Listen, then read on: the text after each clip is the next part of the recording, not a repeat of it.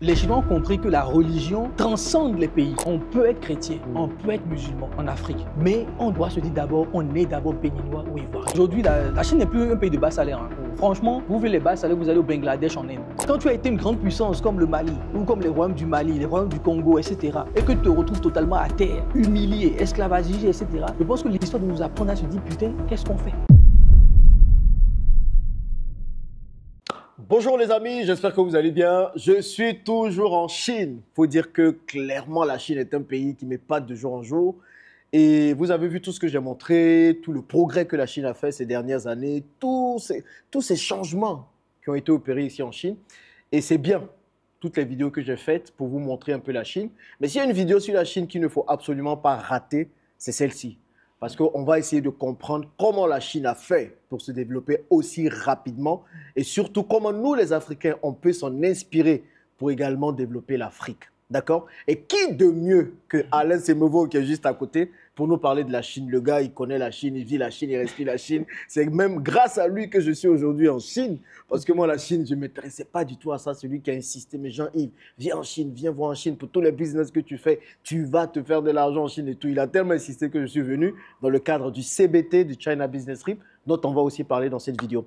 Donc, on va essayer d'expliquer, de comprendre comment la Chine a fait pour se développer et surtout, vous allez comprendre ce que nous, les Africains, on devrait faire. Les amis, asseyez-vous confortablement, ce sera une discussion simple et tranquille.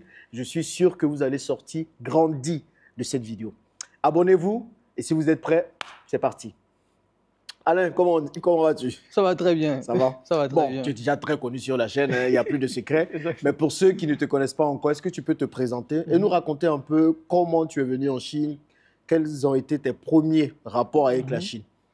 Ok, merci beaucoup. Merci aussi à la communauté. Effectivement, je suis un habitué de la chaîne clair. parce que beaucoup de gens me connaissent. Pour ceux qui me découvrent, c'est Alain Semevo. Je suis entrepreneur aussi. Depuis maintenant 10 ans, je me suis lancé en 2013-2014. À l'époque, j'étais étudiant étranger comme beaucoup de personnes en France. Et je découvre l'univers du business en ligne surtout. Donc, je me suis lancé un peu dans cet univers. Aujourd'hui, j'ai une marque de sac à dos et c'est un peu grâce à la Chine parce que pour trouver les fournisseurs, il faut venir en Chine. Mon histoire avec la Chine commence en 2014. C'est une ancienne amie du collège avec qui j'étais en contact sur Facebook qui m'a dit qu'elle fait ses études en Chine. Et moi, pour moi, c'était un peu bizarre. Je dis, mais tu vas faire quoi en Chine? Parce qu'à l'époque, pour moi, en 2014, quand on parle de la Chine, je pense un peu à Jackie Chan, à Jet Li. C'était le cinéma chinois ou de Hong Kong à l'époque qui était dans ma tête. Donc, je me suis dit, pourquoi pas? Elle me dit, non, vraiment, il faut que tu viennes en Chine. Le pays est magnifique, il y a plein de choses. Donc, je reste là, je dis, vas-y. De la même façon, tu as insisté avec moi. Exactement, il me insistait, viens en Chine, tu verras. Il y a 10 ans. Je me suis dit, OK, pourquoi pas? Et c'est comme ça, en août 2014, j'avais fini mes jobs étudiants. J'étais à peu près à 2-3 semaines de la rentrée, dans les environs de 20 août. Donc, je prends le billet d'avion, effectivement, et je viens en Chine, à Guangzhou. Et c'est là que je découvre la Chine. En 2014, déjà, je voyais déjà les voitures électriques, les motos électriques, etc. Tesla venait de sortir la Tesla en 2012-2013. Donc, j'avais été impressionné. Je me suis dit, mais tout ce qu'on nous raconte sur la Chine, c'est faux, en fait. Ils étaient en avance, mais les motos électriques déjà étaient déjà partout. Et je me suis dit, putain, il y a quelque chose à faire. Et c'est comme ça, en visitant les marchés, en visitant les choses, que l'histoire de l'e-commerce, même tout ça a commencé parce que je découvre les sites chinois à Taobao. C'est même en Chine qu'on me parle de AliExpress. À l'époque, personne ne connaissait en Europe et ça venait d'arriver en France, AliExpress en 2014. Donc c'est un peu comme ça que j'ai commencé à acheter en Chine. À l'époque, on avait les téléphones Android à 20 euros, 30 euros, 40 euros. Donc j'achetais 10 téléphones comme ça, j'envoyais au pays et j'avais un ami qui les revendait. On se faisait une plus-value 1x2, 1x3. Donc, c'est un peu comme ça que mon aventure avec la Chine a commencé jusqu'à aller dans l'e-commerce où j'ai lancé mes marques. Tout le monde a fait le dropshipping, Amazon, FBA, etc. Donc, lorsque vous voyez Amazon, le dropshipping, sans la Chine, ça n'existe pas. C'est ça. Parce que c'est les petits colis, les petits produits qu'il faut envoyer avec des coûts de livraison tellement bas qu'on se dit comment c'est possible d'envoyer des colis à ce prix-là alors que ça a fait 8000 km environ pour venir en France, etc. etc. C'est comme ça que ça a commencé. Et je me suis rendu compte aussi que beaucoup d'Africains ne connaissent pas la Chine. Il y en a qui sont même ici en Chine, mais qui ne voient pas la Chine à travers les lunettes avec lesquelles moi je vois la Chine. Bon, pourquoi spécialement selon toi? Parce qu'eux aussi, même quand ils sont en Chine, ils sont aussi avec un masque. C'est ça. C'est-à-dire qu'ils ne voient pas forcément les opportunités. Beaucoup d'étudiants étrangers sont en Chine, ils ne font rien. Ils sont en Chine. Moi, j'ai des gens qui m'écrivent qui disent que oui, Alain, comment je trouve un CDI en Chine? Je dis, mais merde. Tu es en Chine, tu cherches CDI. Tu vas concurrencer qui? Les Chinois, là, qui peuvent travailler 3 jours sans dormir. Nous, déjà, on te dit de travailler 8 heures dans la journée, tu n'arrives pas. Donc, tu ne peux pas concurrencer ces Chinois-là. Et tu vas en trouver qui sont plus intelligents que toi, plus travailleurs que toi, plus disciplinés que toi. C'est surtout discipliné que toi. Donc, ça ne sert à rien de venir en Chine pour trouver des jobs étudiants. Et d'autres vont me dire, mais comment je trouve des stages, des trucs comme ça et tout. Je dis, mais la Chine n'autorise pas les étudiants étrangers à travailler. Tu peux trouver effectivement un stage d'entreprise pour valider ton master ou ta licence, mais tu ne peux pas rester en Chine pour travailler. D'accord? Et les seules entreprises chinoises qui embauchent les étrangers, la plupart du temps, c'est des entreprises qui ont un lien avec ton pays d'origine. Vous allez trouver des entreprises qui ont embauché des Noirs parce que leur premier marché africain est leur premier marché, le marché africain. Donc, ils vont mettre un Noir devant pour faire genre. Mais ce n'est jamais systématique. C'est toujours d'un but marketing, commercial derrière. Donc, venir ici chercher un petit boulot, ça ne sert à rien. D'accord. Okay. Par contre, la Chine ne t'interdit pas de faire du business. Au contraire, elle respecte les entrepreneurs. C'est ça. D'accord. Et tu vois, même quand on va dans les visites, dans les marchés, tu appelles quoi? Boss, Laoban, boss, comme rire, boss. Donc, ils respectent les patrons. Donc, à partir de ce moment, tu es dans le meilleur pays pour faire du business parce que c'est facile. C'est ça. Tout le monde veut acheter en Chine. Tout le monde veut quelque chose de la Chine. Même si les gens disent du Shintok, mais bon, le Shintok quand même nous a permis en Afrique d'avancer un peu. Si les Chinois n'étaient pas venus en Afrique, je pense que les motos, on les aurait. À l'époque, je me rappelle en 2010, quand j'ai eu ma première moto, quand j'ai eu le bac, il y avait les motos Yamaha, c'était à 2 millions. Ça. Et les Chinois sont venus avec les motos qu'on appelle chez nous, Jianan, qu'on retrouve beaucoup au Bénin, à 300 000 à l'époque. Tu vois? Donc 200 000, 300 000. Bon, aujourd'hui, il y a 10 ans maintenant, les prix sont déjà passés à 600 000, etc. Ouais. Mais sans les produits chinois en Afrique, on n'aurait même pas eu la 4G. Beaucoup oublient que c'est Huawei qui a la 4G partout en Afrique, etc. ZTE, c'est des entreprises chinoises. Donc, ils ont ramené les prix tellement bas ce qui a permis à nos pays, quelque part, des friperies aujourd'hui. Quand même dans l'habillement. Moi, je vois beaucoup de magasins, c'est tellement quand tu vas au marché électronique en Chine, il y a beaucoup de magasins africains de vente de téléphones portables, d'ordinateurs. Leur QG est ici. Et souvent, je le dis que je ne crois pas du tout à tous les iPhones qu'on vend en Afrique. Je ne crois pas du tout que ça quitte les États-Unis ou ça quitte la Californie. Ce n'est pas des iPhones, je dirais, made in, je dis Apple même. C'est toujours des trucs achetés en Chine, à Hong Kong, qu'on envoie en Afrique, même quand c'est scellé. C'est ça. Parce que je les redécouvre ici. C'est clair. Tu vas nous parler de tous ces business-là qu'on peut faire avec la Chine. Ouais, on va en parler, mais commençons par le début. En 1949, je crois de 1927 à 1949, la Chine avait connu une guerre civile entre les nationalistes et les communistes. Les communistes, oui. Et le pays était totalement dévasté. Je pense que même, comme tu me le disais, il y a des pays africains même qui ont apporté de l'aide. De l'aide à la Chine à l'époque. De l'aide humanitaire à la Chine à l'époque. Oui. Comment la Chine s'est organisée et comment la Chine a fait pour passer d'un pays dévasté à ce qu'on voit aujourd'hui? Je pense qu'il y a eu plusieurs étapes. D'abord, il y a eu, comme tu l'as dit, il y a eu la guerre civile en Chine entre les communistes et les nationalistes. Les communistes ont gagné la guerre. Les nationalistes sont partis à Taïwan. Donc, Taïwan, le nom de Taïwan, c'est République de Chine. Et on a ici la République populaire de Chine. Donc, c'est le même pays. Ah, c'est ça, tu vois ça, je ne savais pas ça. Voilà, donc Taïwan s'appelle République de Chine. Ils sont toujours un peu en guerre. Ils sont toujours un peu, ils ne sont pas contents. Ils sont toujours un peu en guerre. Donc, Taïwan, c'est la République de Chine et l'autre, c'est la République populaire de Chine, dans laquelle on est ici. Donc, après, il y a eu Mao qui a tenté beaucoup de choses. D'accord, il a tenté, là, on a eu la révolution culturelle, on a eu le grand bond en avant et tout pour industrialiser le pays avec une marche forcée. In 1966, Mao Zedong declares a cultural revolution. He wants to establish a new form of communism, one that is more radical and far-reaching than ever before. At that time, there are only a few Europeans in China. What is it like to experience the movement from the inside? Et il faut dire que même si beaucoup de gens critiquent le président Mao de l'époque, c'était parti toujours de bonnes intentions, le fait de montrer ce que la Chine pouvait faire. Donc on a eu l'ère Mao qui, je pense que dans les années 70, il est décédé. Et ce qui est intéressant avec la Chine, c'est qu'effectivement, ce n'est pas un pays démocratique comme nous on entend. Il n'y a pas de changement de pouvoir, mais il y a de changement de politique. Donc les Chinois aussi, c'est des gens quand même assez pragmatiques. Donc à partir des années 80, ils ont réfléchi. Il y a eu un nouveau président, Deng Xiaoping, qui est venu et qui s'est dit que il a un peu fait le tour de l'Asie et le tour du monde à l'époque. Très, très important. Il est parti à Singapour. Il a rencontré Lee Kuan Yew, c'était le président de Singapour, qui avait en moins de 30 ans, amené Singapour, qui était c'était un village, hein, Singapour, hein, parce que Singapour appartenait à la Malaisie. C'est ça. Et ils ont fait un référendum, les Malaisiens les ont tèges. Ils ont dit non, débrouillez-vous. Débrouillez-vous, c'est bon là. C'est bon, on ne veut plus de vous.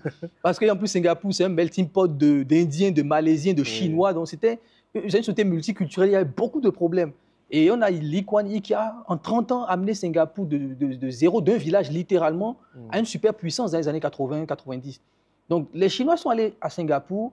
Et je me rappelle, j'ai vu un documentaire dessus où Lee Kuan Yew disait à Deng Xiaoping, si on l'a fait, vous pouvez le faire. C'est ça.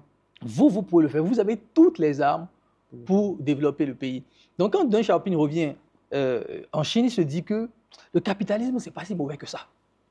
Parce que c'est le capitalisme qui développe les pays. C'est ça. C'est le capitalisme qui développe les pays. Donc à partir de ce moment, comment on fait pour mettre en place un régime capitaliste, mais en même temps qu'on la contrôle? Et c'est là, à partir des années 80, la Chine a décidé d'ouvrir ses frontières à tout le monde. Parce qu'avant, tout appartenait à l'État, dans une société communiste, etc. Donc, ils ont ouvert le secteur privé. Il était même parti voir Reagan à l'époque, si je ne dis pas de bêtises, le président américain, pour dire aux Américains, let's go, venez en Chine, vous avez la main d'œuvre, il y a des milliards de personnes qui sont là, qui vont travailler avec un salaire extrêmement bas.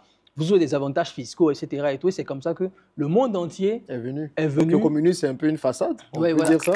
Pas forcément une façade, parce ils ont essayé de mixer les deux quand même. Ils ont mixé les deux. Et c'est pour ça que les Chinois parlent toujours du communisme à la chinoise. Parce que ce n'est pas le communisme russe. Parce qu'il ne faut pas oublier qu'à un moment donné, Mao et les Russes n'étaient plus copains. C'est ça. Et à un moment donné, ils ont fait deux types de communisme totalement différents. Donc, les Chinois parlent souvent de communisme à la chinoise ou de capitalisme à la chinoise. Donc, qu'ils ont adapté à leur réalité. Et c'est ça qui est très important. C'est très important. Ils l'ont adapté à leur réalité. Donc, à partir de ce moment-là, ils ont dit, OK, on va ouvrir le pays à un système capitaliste pour développer. Donc, il faut que des gens s'enrichissent. Et c'est ça un peu le contrat social que le gouvernement chinois a passé, selon moi en tout cas, et sur la base de tous les documentaires que je regarde dans le pays. Le contrat social qu'il a passé avec les habitants, c'est qu'on s'occupe des affaires politiques. Vous vous enrichissez, mais à une seule condition, c'est pour élever la population. Donc, il faut des gens riches. Et il y a même la célèbre phrase de Deng Xiaoping qui disait qu'un chat soit noir ou blanc, tant qu'il attrape la souris, c'est un bon chat. C'est un bon chat. D'accord. Donc, qu'on soit capitaliste ou pas, tant que ça élève la population de la pauvreté, c'est que c'est un bon système. Tu vois? Donc, c'est comme ça qu'ils ont adopté un système capitaliste. Mais contrairement aux États-Unis, qui ont une société capitaliste de marché, la Chine n'est pas une société capitaliste de marché. C'est-à-dire qu'en Chine, il ne peut avoir de groupe de milliardaires qui soient au-dessus du bureau politique, ou soit au-dessus de l'État. Ce n'est même pas possible. On a vu avec l'affaire Jack Ma. Tu peux être milliardaire, tu peux avoir 500 milliards et tu ne peux pas venir imposer des lois, imposer des choses, faire ce que tu veux en face du gouvernement chinois. C'est impossible. Donc le gouvernement chinois a essayé, en tout cas, je ne veux même pas dire essayer, a maintenu en tout cas ce pouvoir politique et ce pouvoir de décision en mettant en place une politique de méritocratie. D'accord. Et ça, je vous le dis souvent, la plupart des hommes politiques chinois, c'est des scientifiques. Ce n'est pas les gars qui sont allés bavarder à l'ENA. Ce n'est pas les littéraires. Ce n'est pas les littéraires qui sont allés bavarder, qui ont débarqué et qui nous font des beaux discours avec une belle élocution et qui vont blaser le peuple. Tu vois, et on va dire, c'est bon, il peut être président, ce n'est pas possible. Non. Donc, il faut vraiment un parcours scientifique, un parcours très dur, un parcours de méritocratie pour arriver jusqu'à la tête du pouvoir. Et on va aussi analyser tes échecs et tes réussites dans ce parcours d'homme politique avant de dire que bon, tu peux être dans le d'un bureau politique pour accéder maintenant au titre de secrétaire général du parti, parce que c'est le secrétaire général du parti qui devient le président de fait de la Chine. Ok, vu que tu en parles, on va en parler aussi. Du coup, on se demande, moi je ne savais pas ça, je me dis, mais comment il est élu, le président chinois? Quels sont les mécanismes qui permettent de l'élire et tout? Et comment ça fonctionne ici? Est-ce que c'est un vote collégial de grands électeurs comme on le voit aux États-Unis, et quand même c'est 1,5 milliard de personnes qui doivent faire, si ces personnes vont voter aux urnes, j'ai jamais entendu en tout cas les Chinois aller aux urnes. Comment ça se passe un peu? Effectivement, de ce que moi je sais, et ça je ne suis pas expert politique de la Chine et tout, je suis beaucoup plus entrepreneur, intéressé par l'histoire quand même de la Chine. La Chine est un pays démocratique. Ils se définissent en tant que pays démocratique. Tu vas choquer plusieurs personnes là. Non, mais c'est vrai. La Chine se définit en tant que pays démocratique. Je m'appelle Robert Lawrence Kuhn et j'observe ce que la Chine appelle son ensemble du processus de démocratie populaire est une expression mystérieuse pour les Occidentaux. Ces derniers supposent que le système politique chinois n'a ni parti multiple ni élection générale et qu'il ne peut donc en aucun cas être démocratique. D'accord, c'est-à-dire en Chine, il y a énormément de sondages qui se passent. Lorsqu'on vote une politique en Chine, on va sonder la population, on demande leurs avis. Et au niveau même cellulaire, c'est-à-dire que même dans les familles, dans les petites communautés, dans les villages, etc. Donc, on monte comme ça et on demande, et on vérifie, est-ce que la politique qu'on a appliquée marche? Et c'est comme ça que tu escalades le niveau jusqu'à arriver à l'échelle du pays.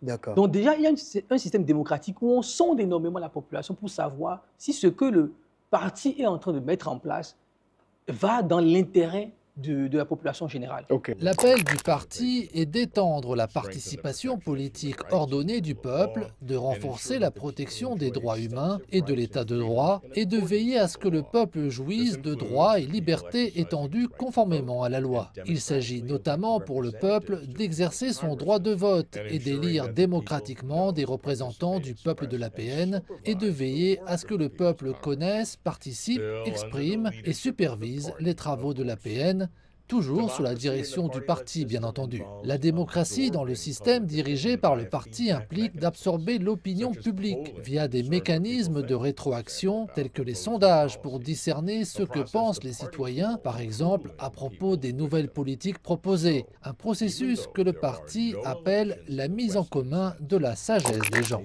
Donc, c'est quelque part, c'est pas. En fait, l'idée ici, c'est pas parce que tu as mis un bulletin de vote dans une urne qui veut dire que le pays va avancer. Va avancer, c'est ça. Et c'est l'erreur que nous on fait en Afrique.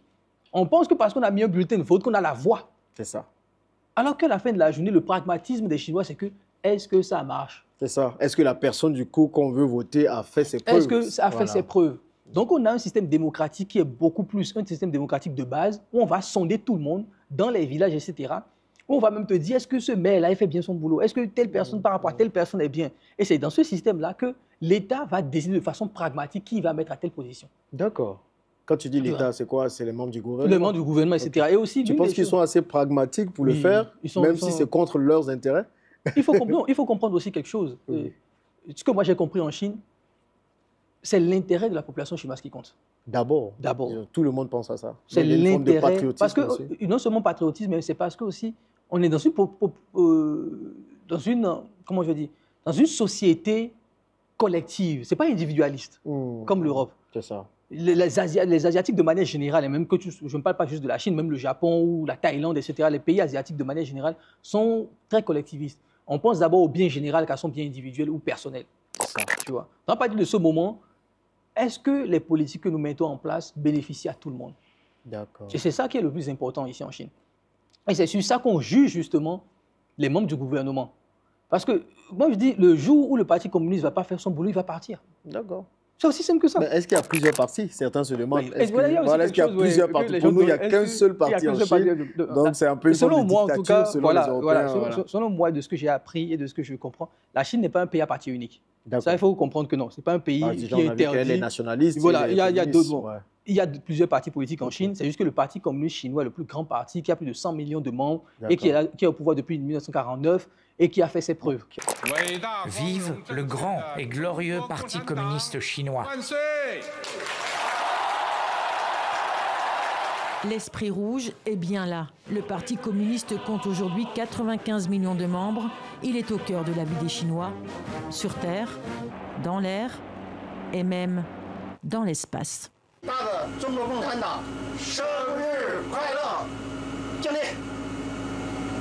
À Pékin, les habitants ne tarissent pas d'éloges à l'égard d'un parti qui leur a donné, disent-ils, le meilleur. Toute la nation est en fête. Il n'y aura pas de nouvelle Chine sans le Parti communiste.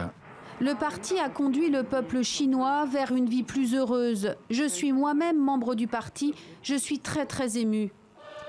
Rares sont les voix qui s'élèvent pour contester le bilan du régime. Okay. Donc il n'y a qu'un seul parti. Non, mais il ne faut pas oublier, le Japon, un pays multiparti, mais on a le même parti politique qui gagne les élections depuis la Seconde Guerre mondiale.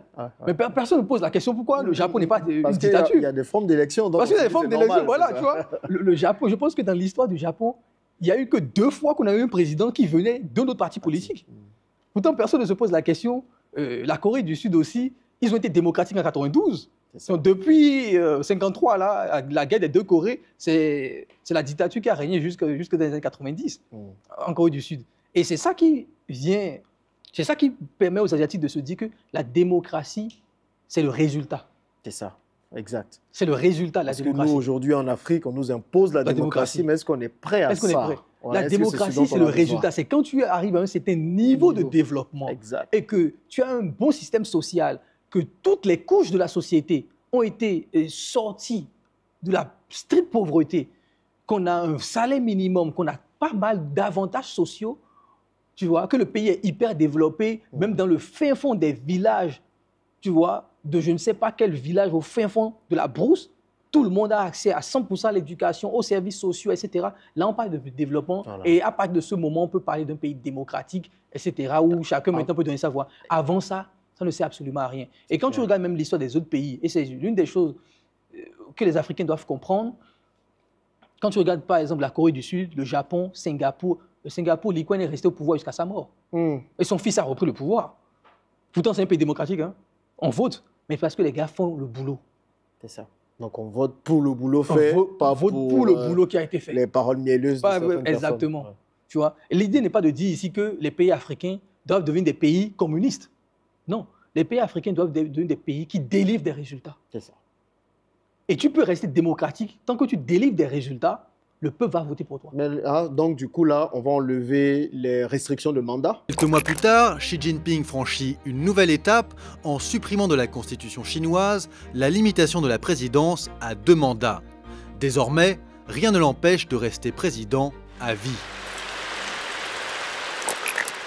On dit tant que le gars travaille, quand on vote pour lui, il est là. Il est là. Il n'y a pas qui a fait 2 mandats. Et il faut forcément partir. Parce que le problème, le problème aussi de partir après 2 mandats, c'est parce que déjà, dans nos pays, on n'a pas une vision. C'est pour nous éviter d'avoir une vision. C'est ça, on nous évite d'avoir une vision.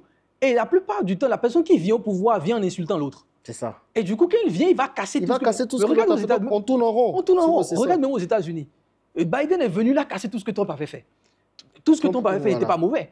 Trump est venu là casser tout ce que Biden avait fait. Ils peuvent se le permettre parce qu'ils sont à un niveau de développement. Là, ils s'amusent. Maintenant, c'est juste comment garder la société. Mais nous, on doit se développer, on ne peut pas se permettre. On doit avoir une vision sur 50 ans. Et c'est ce que les Chinois font. Les Chinois, d'abord, ils ont une vision sur 50 ans, une vision sur 25 ans. Et tous les 5 ans, on appelle, ils ont le plan de tous les 5 ans. Par exemple, ils ont dit 2025, c'est Made in China. La preuve, on est en 2025, c'est Made in China qui est partout. C'est les voitures électriques de top niveau. C'est les bijoux. Là, on a vu la guerre commerciale avec les États-Unis, avec les sacs Gucci. Ils ont dit non, c'est ici, on le fait. Donc, 2020, ils ont atteint les objectifs. Donc, ils ont des plans quinquennaux qu'ils font. Et vu que c'est le même parti politique, que le président Xi soit là, qu'une autre personne soit là ou pas, on respecte, il y a une continuité dans la vision que nous, on n'a pas en Afrique, malheureusement. Parce qu'à chaque fois, on vient en insultant l'autre et on part du principe qu'on a le syndrome du sauveur en Afrique. Que forcément, c'est moi en tant que président, je dois tout faire. Tant que ce n'est pas moi, ce n'est pas possible, etc., etc. Et quand l'autre vient aussi, il dit oui, l'autre était méchant, il va te casser tout ce que l'autre a fait. C'est ça. Donc on tourne en rond. On tourne en rond, il n'y a pas cette continuité. Donc en Chine, c'est un autre système. C'est un système où il y a une certaine vision. Et pour être président, tu dois gravir les échelons. L'actuel président chinois, M. Xi Jinping, mais il a commencé au bas de l'échelle. Comme littéralement, je dirais même chef de village. En guillemets. Donc, on t'envoie même au bas de l'échelle. Mais quand vous voyez les documentaires sérieux qui parlent de la Chine, qui parlent du développement des villages, mais le Parti communiste envoie des millions de personnes. Parce que je dis, c'est un parti qui a 100 millions de membres. Même plus de 100 millions de membres aujourd'hui, adhérents.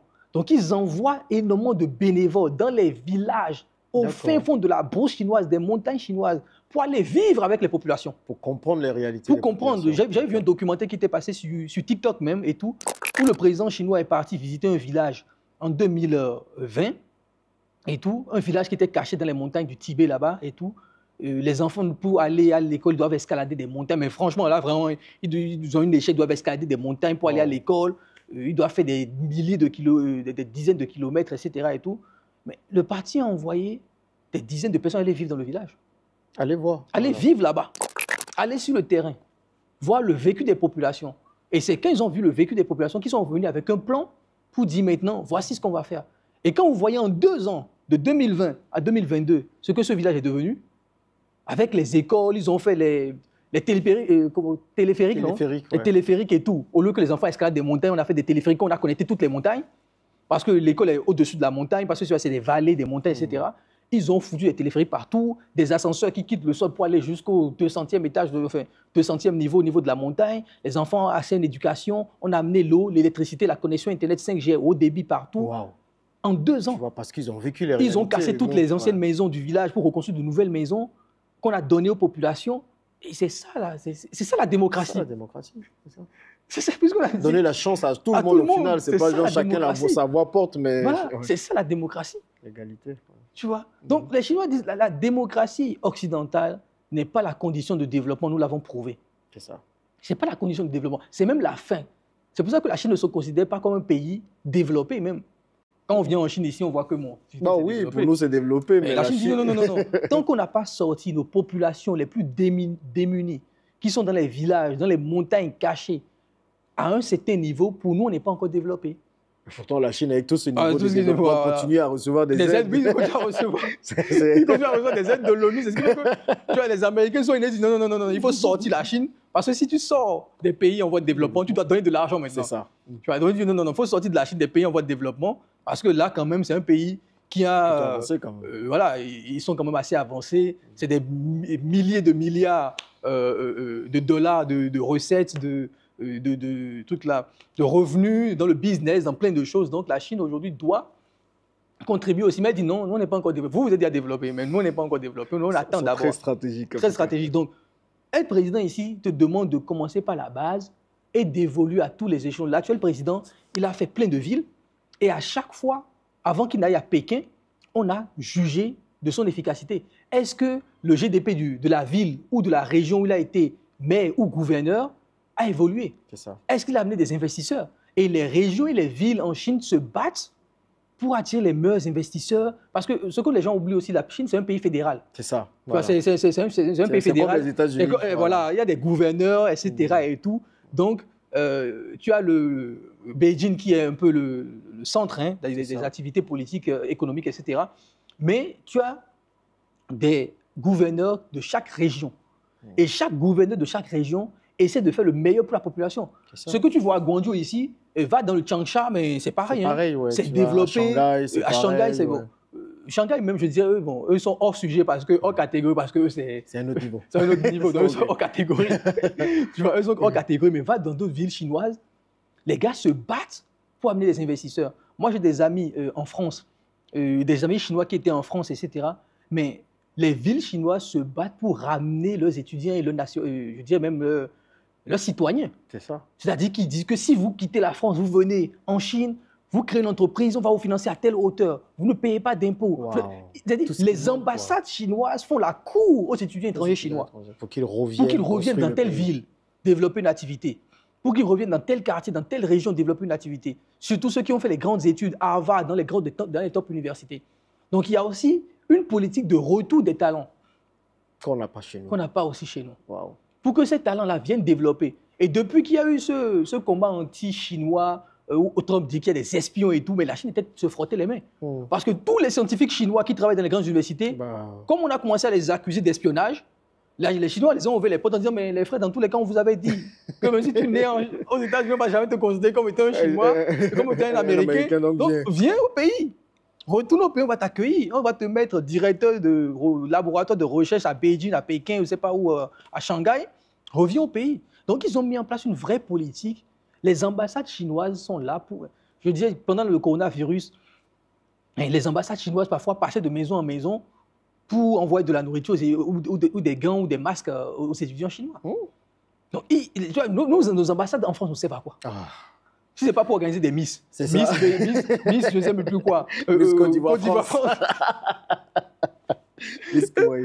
Vous organisez des Miss. On n'a rien compris. Tu vois, combien de fois ils réunissent les étudiants pour dire qu'est-ce que vous faites en France? C'est quoi vos filières? C'est quoi vos objectifs d'avenir? Comment on peut faire pour vous aider? Est-ce qu'on peut vous aider même ici en sachant comment les étudiants étrangers souffrent en France? C'est ça. Comment on peut vous aider? voici telle politique que le gouvernement a mis en place. Est-ce que tu es d'accord pour rentrer? On va vous accompagner dans ce retour. Donc c'est bien facile de dire aux gens que oui, les Africains ne veulent pas rentrer dans leur pays. Mais vous avez prévu quoi? Moi, j'ai des gens qui sont rentrés qui ont été déçus. Bah oui. Les gens sont rentrés, ils ont dit, c'est les plus solides qui restent, sinon c'est pas évident, il n'y a rien pour toi-même, tu le sais, les Africains veulent rentrer chez eux. La diaspora veut rentrer à la maison. Ils en ont marre, ils veulent rentrer chez eux. Mais qu'est-ce que vous avez fait pour les accueillir? Rien. Donc la Chine a mis en place ces politiques-là, tu vois, de méritocratie. Tu dois mériter ta place. Et le gouvernement te soutient. Et c'est comme ça aussi que tu deviens président. Parce qu'à chaque fois, on a évalué ton parcours. Donc, on a vu ce que tu as amené dans la ville, dans la région. Parce qu'en Chine, il y a des régions, il y a des villes stratégiques comme, je dirais, Beijing, Shanghai, Chongqing, etc. Ça, c'est des villes qui dépendent directement de l'État central. D'accord. Qui ne sont pas des régions. Tu vois. Et si tu viens, par exemple, l'actuel président de Chine a été maire de Shanghai. D'accord. Mais il faut voir pendant son parcours à Shanghai ce qu'il a fait à la ville.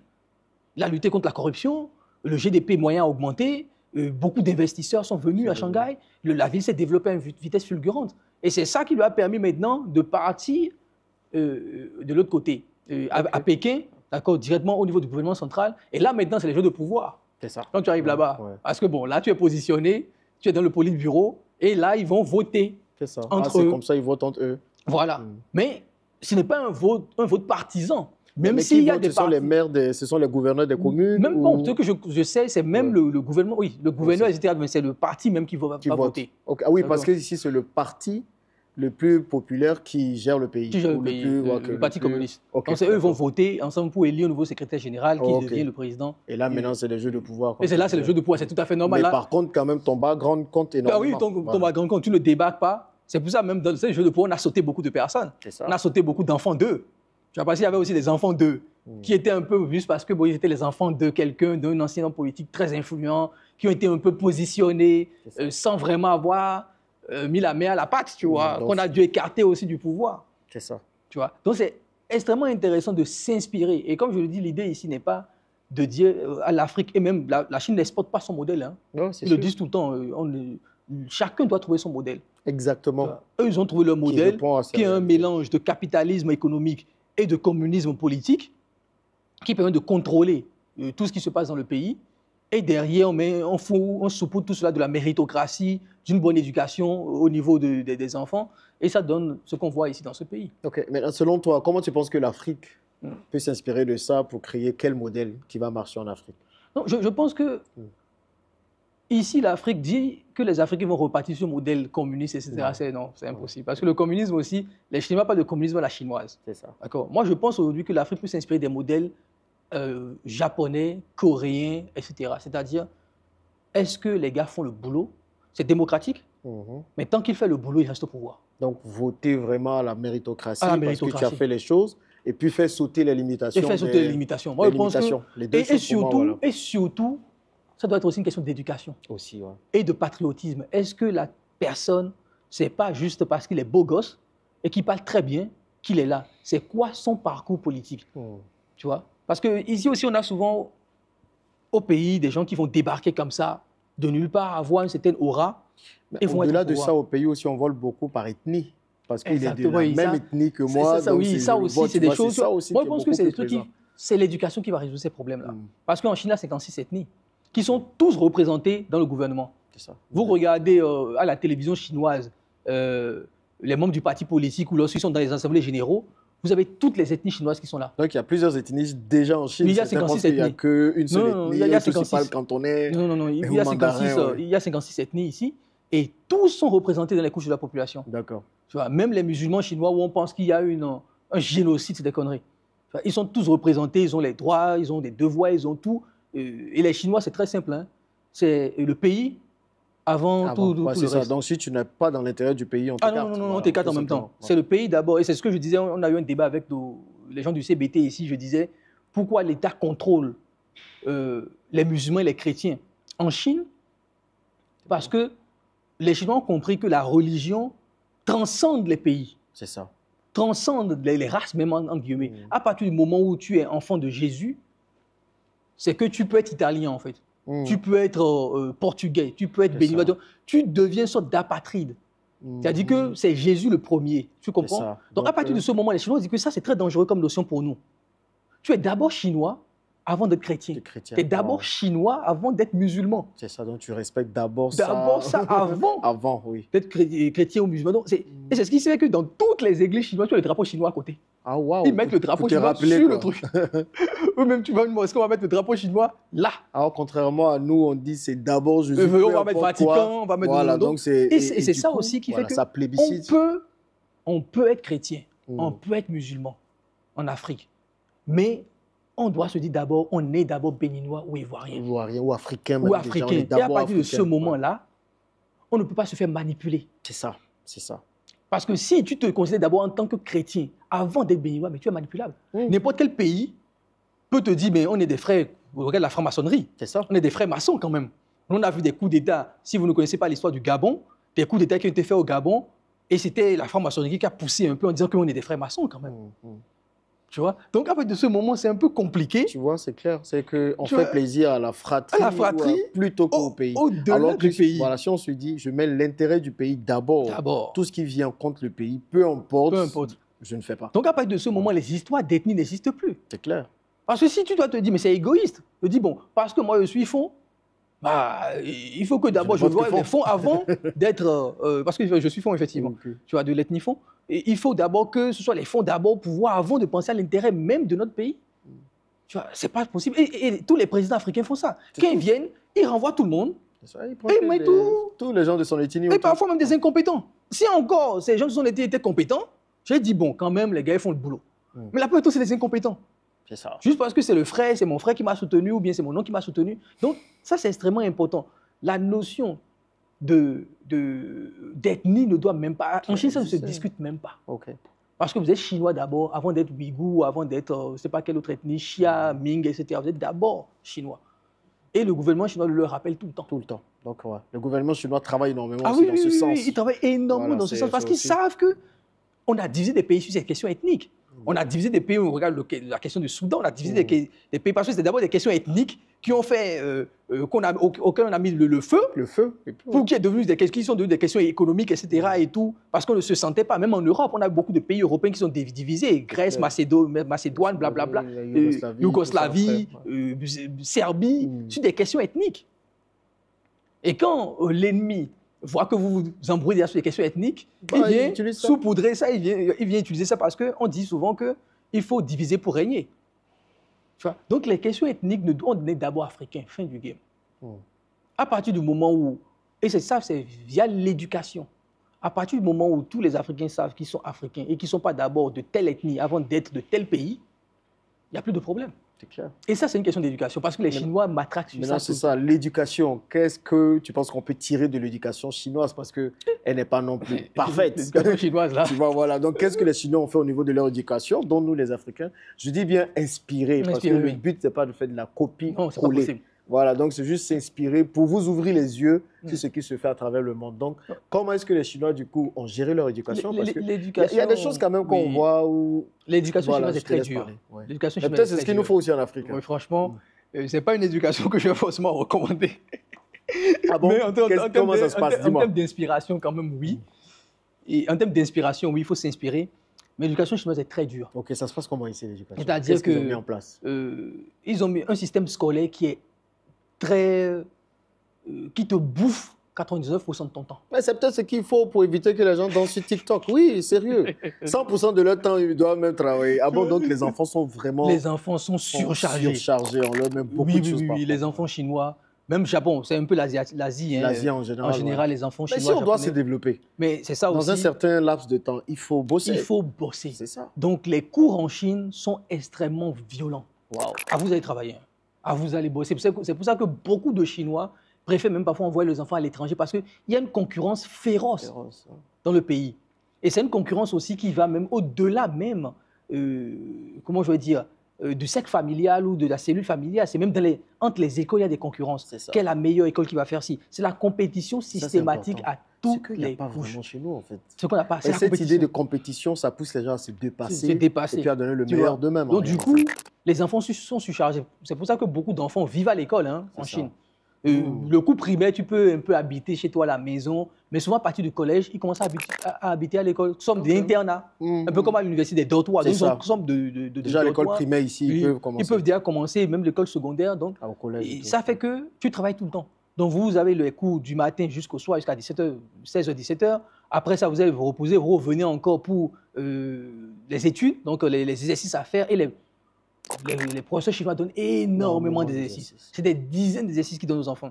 Donc, les enfants vont rester là jusqu'à 22h, 23h, jusqu'à minuit à travailler. Puis après, ils vont se réveiller le matin encore à 5h. Donc, le rythme scolaire est très, très difficile. On les prépare du coup à être des gros travailleurs. C'est le résultat qu'on voit là où des Chinois peuvent travailler des jours donc, sans se reposer. Ils sont vraiment des gros travailleurs. Et à côté aussi, on sait que tout le monde n'est pas fort à l'école. On le comprend. Tout le monde n'est pas un génie, tout le monde ne peut. Donc, on a mis ce qu'on appelle les vocational schools, les écoles de vocation. Et là, on t'apprend un métier. Tu vois, ça, c'est vraiment ce et tu le vois, les Chinois, là, tu as vu ici, quand tu veux réparer un téléphone, mais les gars ont un niveau de compétence dans la réparation des téléphones. Tu te dis, mais c'est pas possible. Parce qu'il y a des écoles de vocation dans tout. Et ce n'est pas les écoles de vocation qu'on a un peu chez nous, les bacs pro, on va dire, qu'on a un peu, tu es électricien. Non, tu finis, tu vas à l'usine. Parce qu'il y a les usines qui sont là, qui peuvent absorber tous ces gars-là et les amener encore à un autre niveau d'expertise et de compétence. D'accord. C'est ce qui a fait dire au CEO, c'est Steve Cook, comment il s'appelle, le CEO de Apple, Tim Cook, en disant qu'aujourd'hui, les gens ne vont plus en Chine pour la main-d'œuvre basse, pour les bas salaires. Même la main-d'œuvre qualifiée aussi. Aujourd'hui, la Chine n'est plus un pays de bas salaires. Hein. Franchement, vous voulez les bas salaires, vous allez au Bangladesh, en Inde. Les Chinois ne sont plus dans les bas salaires. Aujourd'hui, la Chine est beaucoup plus chère. C'est même ce qui fait que beaucoup d'usines en Chine sont délocalisées même en Afrique, notamment en Éthiopie, au Kenya. C'est ça. Parce que là, on peut payer quelqu'un 50 € par mois, 100 € par mois. En Chine, aujourd'hui, au moins 200, voire 300, 400 € par mois. C'est ça. Tu vois? Donc, ce n'est plus un pays de bas salaire. Et Tim Cook a bien dit aujourd'hui, avec la précision, la complexité des objets que nous faisons, aux États-Unis, vas-y, je peux, dans une réunion d'experts, il parle de tooling. Je ne sais pas comment je peux expliquer tooling, mais vraiment de réparation, bidouillage, du hardware, de tooling, tu vois, qu'aux États-Unis, oui, tu peux faire une réunion et remplir cette salle. Mais en Chine, c'est des stades que tu vas remplir. Des personnes qui savent le faire. Qui savent le faire, hyper qualifiées. Il y a même le iPhone City. iPhone, c'est qu'ils ont construit toute une ville pour fabriquer les téléphones portables et les ordinateurs en Chine. Wow. Toute une ville. On appelle iPhone City, ici en Chine. C'est des centaines de milliers de salariés qui sont là-bas. Tu vois. Donc, les gars ont un niveau d'expertise et de compétence lorsqu'ils sont même dans les vocational schools ou des écoles de vocation qui dépassent nos doctorats dans le même niveau, qui nous dépassent. Donc, l'éducation en Chine, et je pense que les Asiatiques l'ont très bien compris, ils en ont même abusé, qui fait qu'il y a beaucoup de suicides. C'est ça. En Chine, c'est ça le downside. Le downside, la conséquence, c'est qu'il y a beaucoup de suicides d'étudiants et ils ont saupoudré tout cela d'une certaine honte. Tu vois, il y a la notion de farce, la honte de ne pas avoir réussi. La honte de l'échec. La honte de l'échec, qui fait que tu peux aller te suicider parce que... C'est vrai, c'est vrai qu'il y a des suicides, mais on a besoin de... Parce qu'aujourd'hui, en Afrique, bon, tu voles, il n'y a pas de honte. Tu ne travailles pas bien, ok. Tu ne vas pas au boulot, ok. Donc, du coup, ça fait que les gens ne se donnent pas plus que ça. Exactement. Alors qu'ici, je pense que c'est une culture assez présente. Et c'est peut-être de ça aussi. Et même aussi dans la famille. Souvent, on dit en Asie, c'est les femmes qui gèrent le foyer, qui sont les chefs de famille en Asie. Et c'est une réalité. Les hommes peuvent faire le gros de dehors, c'est les femmes qui gèrent la maison. Parce que je pense que les hommes doivent donner leur salaire à leurs femmes. Et voilà, ils doivent donner leur salaire à leurs femmes. Parce qu'on parle en Asie de tiger mom, les mamans tigres. Et les mamans en Chine, mais elles dévouent leur vie à l'éducation des enfants. C'est les coups de piano, les coups de basket, les coups de ci, les coups de ça. Les enfants sont les enfants n'ont pas le temps. Tu n'as pas le temps. Et si on voit, il y a même des programmes, même des télé-réalités en Chine où des parents sont fatigués parce que les enfants, ils jouent aux jeux vidéo et tout. Et tu sais ce qu'ils font? Mon gars, ils appellent l'armée. On vient te chercher, on te fout à l'armée. Pour te discipliner, on te ramène. Il y a même des émissions TV, des télé-réalités TV en Chine. Moi, ça me fait trop rigoler. Ah bon? On te fout à l'armée. On dit, mais attends, tu passes la journée à jouer aux jeux vidéo. Donc, les parents peuvent porter plainte et tout.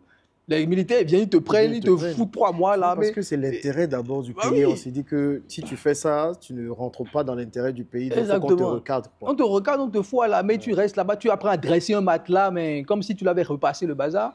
Et là, vous comprenez, c'est pour ça que les Occidentaux sont en train de combattre la Chine. Parce qu'aujourd'hui, en Occident, on dit, bon, tu es né garçon, tu veux être une fille, bah, fais ce que tu veux. On n'a pas le temps pour ça. En tant qu'enfant, tu n'as pas. Tu ne peux pas choisir ce genre de choses. C'est parce que les enfants en Europe sont dit, trop, ils ont trop le temps. Ils ont trop le temps. On peut leur faire mettre beaucoup de choses à la tête. On n'a pas ce temps. Et c'est ce qui fait qu'à l'époque, on a eu beaucoup de polémiques en disant que TikTok abrutissait le monde entier, sauf en Chine. Et moi, j'ai dit non. Et si tu ouvres le TikTok chinois, c'est aussi abrutissant, sinon plus. Ah bon? Abrutissant. Mais c'est le gouvernement chinois qui a dit, écoutez, on va limiter. Et ils ont limité même au niveau de TikTok. Ce n'est pas le contrôle parental, hein, c'est même TikTok qui a dit. C'est parce que ici, sur TikTok, à un moment donné, tu mets ta carte d'identité. Et tu ne peux pas tricher avec ça. Donc, on sait qui tu es, qu'est-ce que tu fais. Et tu as quel âge. À partir de ce moment, c'est limité à 2 heures. D'accord. Pour les enfants. Les jeux vidéo, 2 heures par semaine pour les enfants. Ah bon? Tout a été, donc toutes les plateformes de jeux vidéo, on a commencé systématiquement à demander les passeports, les cartes d'identité de tous les joueurs pour pouvoir vérifier leur identité réelle, celle de leurs parents, etc. pour pouvoir limiter, pour que la plateforme même de jeu limite. Donc si tu es enfant, si tu as un certain âge, peut-être tu n'auras droit qu'à 1 heure. À 1 heure, 2 heures. Et en plus, tous les contenus que tu dois recevoir quand tu es enfant, tu vas sur TikTok, c'est des contenus éducationnels. Donc, TikTok n'a pas dit... TikTok n'a pas dit non. TikTok est abrutissant. Donc, c'est à nous de faire pareil, en fait. C'est ça. C'est-à-dire que ça y est là. C'est-à-dire tout est permis, mais tout n'est pas utile. Voilà, tout est permis. C'est à vous, c'est à nos États de dire, bon, nous, on veut que sur TikTok, il n'y ait que du contenu éducatif pour les enfants de moins de 18 ans. Enfin, c'est ce que la Chine a fait. On veut que de l'éducatif. Donc, tous les contenus qui viennent sur ce TikTok-là, ce n'est pas pour aller parler de changement de sexe ou n'est pas aller danser et montrer son cul sur TikTok, non. C'est uniquement du contenu éducatif qui est montré aux enfants. Et pendant 2 heures. Et après les 2 heures, ça coupe. Waouh. Tu vois. Donc, tout ça aussi, je pense que l'État a aussi un certain rôle paternaliste. En fait, c'est ça. Un peu. Voilà. Tu vois. Qui peut faire chier, parce qu'il y a la notion de vie privée où tu as l'impression quand même qu'il s'immisce trop dans ta vie privée. Mais tu sais, on est dans un pays où... L'intérêt d'abord, l'intérêt général d'abord. Et surtout, le fait d'élever le pays. C'est ça. Et ça demande des sacrifices à tout le monde. Simple. Ça demande des sacrifices à tout le monde. Donc moi, souvent, quand je vois les Africains critiquer et disant « oui, mais en Chine, il n'y a pas ci, il n'y a pas ça », je me dis « mais c'est un pays qui vient de loin. » Et surtout, c'est un pays qui a une histoire. Jusqu'au 19e siècle, c'était le pays le plus riche du monde, le plus truc du monde, tout, qui n'avait besoin de personne, qui n'a pas eu le temps d'aller coloniser le monde entier, parce qu'elle s'autosuffisait, et qui a connu 100 ans d'humiliation, qui au contact des Européens, a vu qu'elle n'était pas préparée, parce que c'est un pays qui a vécu en paix. L'une des choses que les gens oublient quand souvent on dit que, oui, mais si les Africains étaient si forts, pourquoi les Blancs nous ont battus si facilement? C'est parce qu'on a toujours été en paix. On a eu des guerres peut-être ethniques autour de nous, mais on n'a pas eu le savoir militaire des Européens, parce que les Européens, pendant 1000 ans, ils n'ont pas arrêté de faire la guerre. C'est ça. Ils n'ont pas arrêté de faire la guerre. Donc, même quand les Chinois rencontrent les Européens, mais les petits Européens les ont terrassés. Ils les ont terrassés. Parce que la Chine a été, basiquement, dans 5000 ans d'histoire, c'est un pays qui a connu la paix généralement presque tout le temps, en fait. Ils ont eu beaucoup de guerres de royaumes, la guerre des 5 royaumes, des trucs comme ça et tout. Mais ils ont connu quand même la paix, en fait. Donc, quand tu connais la paix, tu n'es pas là tous les 2 matins à aller trouver les stratégies militaires, à te préparer à la guerre. C'est ça.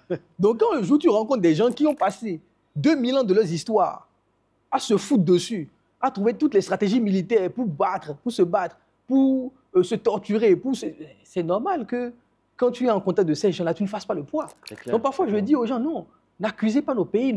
L'Afrique, relativement, c'est vrai que même dans nos histoires, on parle de tel royaume a fait la guerre, tel royaume. Mais en général, quand tu vois l'histoire de l'Afrique dans sa globalité, c'est un continent qui a été en paix, qui n'a pas eu besoin d'aller attaquer les autres pour manger. On est un continent béni. On n'a pas de séisme, on n'a pas d'ouragan, on n'a pas de désert, tellement de trucs là qui va tuer tout le monde. On est en paix, en fait, à la fin de la journée. Donc, pourquoi nos anciens vont développer tant de stratégies militaires que ça, comparé à un pays comme la France qui a fait plus de 900 guerres. Un pays comme le UK qui a fait plus de 800 batailles, 800 guerres. Tu vois, un pays comme les États-Unis qui n'ont fait que casser les couilles au monde entier. Tu vois. Donc, c'est normal aussi. Moi, je pense que parfois, il faut pas non plus... il faut comprendre aussi que l'Afrique était dans une situation de développement social, mais pas de développement militaire. Et c'est tout à fait normal que quand tu es en face de gens qui ont passé 2000 ans de leurs histoires à se foutre La guerre de 100 ans, la guerre de si, tous les 2 mois, ils étaient là à s'auto-coloniser, à s'auto-tuer. C'est normal qu'ils développent toutes les stratégies militaires possibles. Tu vois. Donc c'est ça qui peut expliquer aussi la défaite chinoise même, ou la défaite africaine en face des Européens au 18e, 19e siècle. Et quand les Chinois ont compris ça, on dit, ah, il faut se préparer. C'est ça. Et du coup, ils ont pris les dispositions en fonction. Il faut se préparer. Est-ce que nous, on n'a pas trop compris? On n'a pas fait. Voilà, on a toujours resté dans ce plan social, il faut se préparer. On est tranquille. Ouais. Tu vois? Parce que quand tu as connu ça, quand tu as été une grande puissance comme le Mali, ou comme les royaumes du Mali, les royaumes du Congo, etc., et que tu te retrouves totalement à terre, humilié, esclavagé, etc., je pense que l'histoire doit nous apprendre à se dire, putain, qu'est-ce qu'on fait? C'est ça. Et les Africains n'ont pas fait ce boulot.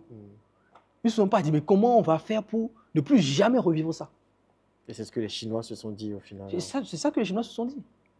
Ah, mais il y a une forte propagande en Chine sur les 100 ans d'humiliation. On le met dans la tête des Chinois. Voilà. C'est une humiliation. On met ça dans la tête des gens pour qu'ils sachent. Donc, pour qu'ils sachent que tu dois travailler. Il y a un peu un désir de revanche. Oui, derrière. De reconquérir et puis de grandeur. Et de grandeur, oui, un désir de grandeur, de retrouver la grandeur de la Chine. C'est ça. D'antan, de retrouver cette grandeur de l'Empire chinois.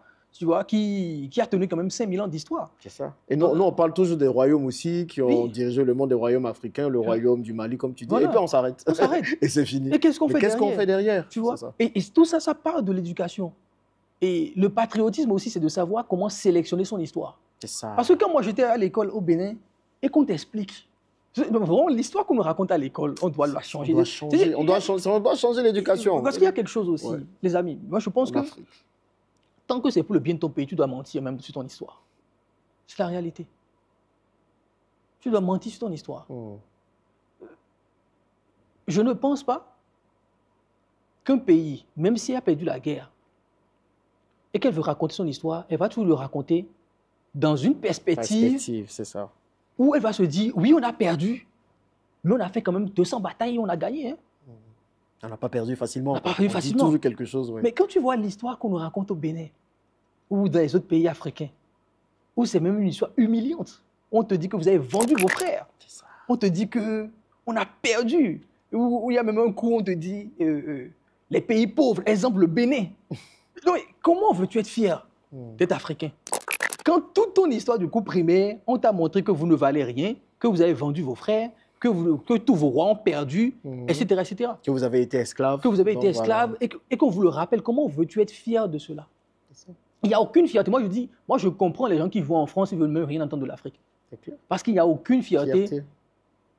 Alors de dire ça. Nos cours à l'école devraient tourner autour des royaumes. Même si on a perdu, tous les cours devaient tourner autour du fait qu'on a gagné des batailles. On a gagné des batailles. Et c'est vrai, on a gagné des batailles. On a eu Mansa Moussa, l'homme le plus riche de l'histoire du monde. Voilà. Tu vois, tout ça, c'est sur Internet qu'on va apprendre. qu'on va apprendre. Et souvent, même, c'est les Blancs qui le disent en plus. C'est les Blancs qui le disent en plus. Qui nous dévoilent ça. Qui nous dévoilent ça. Qui nous dévoilent ça en plus. Mais bon, l'éducation en Afrique, on sait, n'est pas faite pour les Africains. Voilà. C'est pour les colons, c'est clair. Voilà. Et du coup, quand on dit, c'est le vainqueur qui écrit l'histoire. C'est ça. Et si tu laisses le vainqueur écrire l'histoire, ou ton ennemi écrit ton histoire, mais qu'est-ce que tu veux qu'il dise? Mais aujourd'hui, on a le pouvoir d'écrire notre propre histoire. Mais regarde comment on parle de l'histoire de l'Afrique. On te dit traite négrière. En gros, c'était un commerce, on était là. Les Africains se vendaient entre eux, on a débarqué, on a dit, bon, est-ce qu'on peut quand même prendre... Est-ce qu'on a besoin? Non, on peut passer dessus, tu vois. On va raconter à nos enfants. C'est clair. Tu vois. Donc, au lieu que les historiens africains, ou en tout cas l'État, passent son temps à matraquer les Africains pour leur dire que oui, mais ces gens-là, il ne faut pas leur faire confiance. Ils nous ont mis en esclavage, ils ont fait ci, mais nous, on a gagné ça, on a gagné ça, on a gagné. Et redéfinir l'histoire, même l'enjoliver. Bon, tu es resté à Dubaï, moi je suis allé au musée. Oh, les gars. Et c'est ça qu'ils ont compris aussi. Des trucs là, des Bédouins là. Mais va voir l'histoire qu'ils ont racontée sur les Bédouins, moi j'étais choqué. Les gars étaient dans le désert il y a encore 50 ans. Ils ont découvert le pétrole, ils sont devenus riches, mais ils ont raconté une histoire de guerriers. Moi j'ai rigolé quand j'allais au musée. T'as vu ça? C'était drôle. Mais il faut ça. Il faut enjoliver son histoire. Il faut enjoliver son histoire. Il faut exagérer des faits historiques aussi, qui vont en ta faveur. Parce que c'est ce que font les Européens. Quand on te parle de Bonaparte. De Bonaparte, mais on a... Tu dis, waouh. On a enjolivé de Napoléon. Pourtant, ce mec, c'est un criminel. C'est un gars qui a détruit presque toute l'Europe, qui a massacré des gens, des Blancs comme des Noirs, qui a rétabli l'esclavage à Haïti. Mais aujourd'hui, tous les hommes français, des politiques français se revendiquent de lui. C'est ça. Ou bien se revendiquent de Gaulle. Se revendiquent de criminels de guerre. Ils enjolivent. Et ils enjolivent. Ils font passer, et nous, on va faire passer nos résistants pour des fouteurs de troubles, nos résistants pour des lâches, on va faire passer nos résistants pour des gens qui ont vendu leur pays, on va faire passer nos résistants pour... Non. Normalement, on doit avoir... Regarde les Juifs, tous les jours, un documentaire qui sort sur le périple des Juifs. Tous les jours, il doit y avoir des documentaires sur nos héros. Tous les jours, des documentaires. En Chine, ici, ils ont fatigué la place. Ce que les Japonais ont fait en Chine, là, ils disent ça. Ils font des documents tous les jours pour rappeler aux enfants chinois que les Japonais, il faut jamais leur faire confiance. Il faut faire attention. Il faut faire attention à ces Japonais-là. Donc, quand on raconte l'histoire, c'est pour dire attention à ceux-là. Et c'est ça, l'esclavage, ceux-là, attention, ils ont mis en esclavage. Donc, n'allez pas penser que ce sont vos amis. Ce n'est pas vos amis. C'est vrai. Ils font des documentaires tout le temps pour raconter l'histoire de leur perspective. Selon leur perspective. Selon leur perspective. C'est ça qu'il nous faut. Et ça, c'est des choses que nous-mêmes, nous ne mettons pas en place. Parce que quand tu regardes l'histoire dans nos cahiers de cours, et c'est Fernand Nathan qui a validé le bazar, tu imagines bien qu'il n'est pas là pour te raconter, il est là pour diminuer un peu leur impact dans notre histoire, pour dire que non, bon, s'ils se vendaient, on est passé par là par hasard, ça, on a dit coucou, et c'est eux-mêmes qui ont vendu leurs frères. Ils ont vendu leurs frères, c'est pas nous. Les gars, vous êtes venus avec des bateaux militaires, ils ne sont pas venus avec des bateaux marchands, ils sont venus avec des bateaux de guerre. Nos parents allaient faire quoi contre avec des haches et des pierres contre des canons. C'est à un moment donné, je pense qu'on doit aussi être indulgent avec notre histoire. C'est vrai. On peut être indulgent avec notre histoire aussi. Quand on raconte, par exemple, que pour des miroirs, nos ancêtres ont vendu des terres. Allez au musée de Londres, allez voir ce que faisaient nos ancêtres en termes d'art. Moi, quand j'ai vu les trucs au musée de Londres, je me suis dit, mais des gens qui font ça vont être impressionnés par des miroirs. Des miroirs, c'est ça, tu vois. Attends, tu te poses des questions. Allez voir les statues de bronze que les Nigérians faisaient, qui étaient d'une perfection que jusqu'à présent on ne peut pas reproduire aujourd'hui. Et ces gens-là vont être impressionnés par des miroirs. Ça te donne un sentiment de bêteté. Tu te dis, ouais, mais nos ancêtres étaient bêtes ou quoi? Des miroirs. Et donc, du coup, tout de suite, tu sens t'en rendre compte, mais ton cerveau, il est matrixé. Il est matrixé. C'est clair. Tu vois? Et ce jeu-là, ils ne peuvent pas jouer ça avec les Chinois parce que quand tu vois l'art chinois, ils comprennent tout de suite que les Chinois vont dire non. C'est ça toute l'hypocrisie des Européens. Pendant qu'ils disent ça, que nos ancêtres ont vendu des terres à cause des miroirs, ils gardent tous nos objets d'art dans leur musée. Il y a quelqu'un qui disait que tu vois? Si les Européens devaient rendre tout ce qu'ils ont volé au monde entier, les musées européens seraient vides. Il n'y aurait rien. Le musée d'histoire naturelle de Londres, là, non, mais il n'y a plus rien dedans. Ils ont passé le temps à piller tous les pays du monde entier pour aller prendre leur richesse et le foutre au musée et te faire payer pour que tu ailles regarder. Pour aller voir ton histoire. En tout cas, on peut parler des heures et des heures de tout ça. Aujourd'hui, on est là quand même pour du business, mais c'est bien aussi de parler d'histoire, de comprendre comment la Chine est arrivée là. Et pour tous ces Africains qui veulent faire du business avec la Chine, qui veulent s'inspirer quand même de la Chine, comment ils peuvent faire? Est-ce qu'ils doivent venir en Chine? Est-ce qu'il y a des options? Parce que toi, aujourd'hui, tu plébiscites le China Business Trip. Et je comprends mieux, depuis que je suis en Chine, pourquoi tu insistes pour que les Africains viennent voir la Chine. Au départ, je disais, mais allez, me fatigue avec son histoire des Chines, c'est bon, allez, c'est bon, viens, on en parle sur la chaîne. Et ça reste là. Mais quand tu connais cette histoire, quand tu as vécu en Chine, quand tu vois la Chine, tu te dis, il n'y a pas moyen, venez. Venez, il ne serait-ce même que pour avoir un peu d'inspiration et de changer sa perspective. Moi, pendant ce voyage, ma vision de la Chine a changé complètement. Avant, pour moi, la Chine, c'était comme la Corée du Nord, où les gens sont muselés, ils ne parlent pas trop, ils sont renfermés sur eux. Mais quand je viens, que je vois des personnes accueillantes, des personnes danser dans la rue, des jeunes hyper stylés, mais je tombe des nues. Tu vois? Il n'y a pas la liberté ici. C'est ça, et pour moi, il n'y avait pas de liberté, mais les gars, ils sont dehors, je vois même des gens s'embrasser dans la rue. Je dis, mais ce n'est pas du tout la Chine qu'on nous a vendue. Bon, bref, du coup, quand on revient au niveau business, que conseilles-tu aux Africains de faire? Non, aujourd'hui, il n'y a pas de business sans la Chine. Franchement. Parce que que vous veniez en Chine ou pas, d'autres viendront en Chine vous vendre ce qui est en Chine. Exactement. Ça, c'est clair. Hein. Ça, il n'y a même pas de business sans la Chine aujourd'hui. Donc, aujourd'hui, venir en Chine, comme tu l'as dit, ne serait-ce même que pour déconstruire beaucoup de choses, c'est important. Nous-mêmes, dans le voyage qu'on organise ici, souvent, on dit aux gens, marchez dans la rue, quoi. Allez voir. Il y a du business partout. Partout, il y a du business. On peut faire 50 vidéos tous les jours sur le business en Chine, dans les centres commerciaux, dans la rue, telle idée, même la manière dont ils font le business, la manière dont les entreprises même font le marketing en Chine. Il y a tellement d'inspiration à apprendre ici par rapport à ce que nous faisons en Afrique, comment on peut l'adapter. Donc moi, je dis souvent aux entrepreneurs, venez en Chine. Même si c'est pour rester et voir, avoir des idées, vous allez voir que ça change totalement la dynamique, ça change totalement votre vision du monde. C'est ça. Surtout les Africains qui ont toujours mis l'Europe sur un piédestal. Ah là, quand tu sors d'ici, là, les Européens ne te disent plus rien. Ah non, c'est pourquoi moi je dis même aux Africains, avant d'aller en France, venez d'abord en Chine. Ouais, venez voir. Avant de dire que la France est mon pays de rêve ou les États-Unis c'est mon pays de rêve, venez d'abord en Chine, faire le tour de la Chine, en termes de développement, de business, de ci, et après aller en Europe. Je pense que ça va vous allez remettre un peu vous allez descendre de leur piédestal en fait. Pour dire bon. Petit exemple, aux États-Unis, on vous vend les gratte-ciel, New York, Central Park. Mais ici, il y a peut-être 100 fois, même 1000 fois plus. Ici, là, c'est normal, c'est versé. Parce que les gars sont 1,5 milliard. Donc, ils ont appris déjà à construire en hauteur. Et ils ont des immeubles, mais laisse tomber.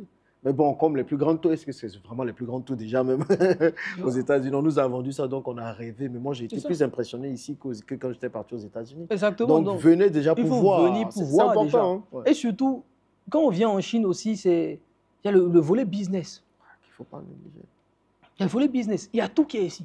C'est vrai. À des prix très intéressants. Il y a littéralement tout qui est en Chine. Donc, businessment parlant, ça va vous aider. Businessment parlant. Franchement, côté business en Chine, tu es servi. Et dans tout type de business que tu veux faire, tu es servi en Chine. Ok. Franchement, tu es servi. Tu as tous les prix possibles, toutes les qualités possibles aussi. De la basse qualité, médiocre, même jusqu'au top, ou à la copie parfaite, 1 à 1, comme ils le disent ici. Tu as tout en Chine. Toutes les grandes marques du monde entier sont ici et font du business ici. Tous nos amis turcs, arabes, italiens, français, etc. sont ici. Et qui jouent le rôle d'intermédiaire pour nous. C'est ça. Donc à partir de ce moment, venez vous-même voir ce qui se passe ici. Venez vous-même expérimenter le pays. Parce que moi, je suis convaincu que le développement de l'Afrique va passer par une relation avec la Chine parce qu'on peut s'en inspirer. Il y a beaucoup de choses dont on peut s'en inspirer ici. Exactement. Les Chinois se sont inspirés des Russes à un moment donné.